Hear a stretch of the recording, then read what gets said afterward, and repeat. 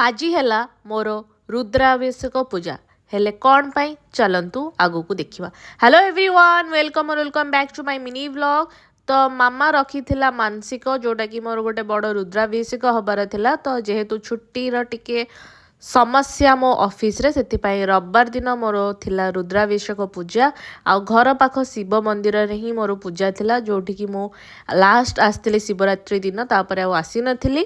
तो एठी पूरा नना तांकर जोगाड़ जंत्र करिकी पूरा रखी देइथिले। सेठी पूजा सरला परे तापरे हेथांदा शिवंक पाखरे पूरा डायरेक्ट बसिकी पूजा करथांदी।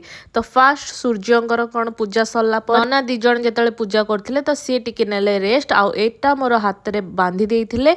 तापरे मु सेमती अपेक्षा करी बसता आ नना ए गामछाटा मो ड्रेस उपरे पकई दी थांती। तो सेथि पई ए गामछाटा भी मो ड्रेस उपरे पड़ी थाए। तापरे मोर पूजा आरंभ है जोटा कि मते 108 बेलपत्र एमती चढ़ेबार थिला। मोर आउ गोटे मंदिर जेतले पूजा होइतला सेठी पूरा डायरेक्ट शिवलिंगंग ऊपर से नना कहिथिले बेलपत्र थोया पई, हेले एठी अलगा थिला। एठी मते आउ गोटे प्लेट रे थोइबार थिला।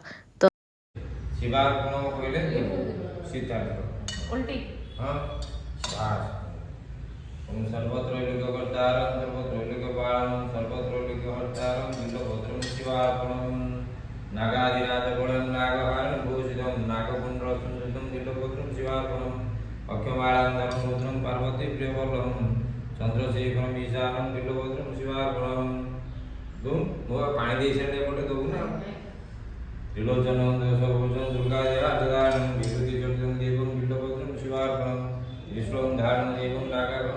शिवंग पाखरे जेतेबेले बेलपत्र चढ़ा सरीला तापरे आसिली यज्ञ पई। तो एबे मु यज्ञ पाखरे बसिली।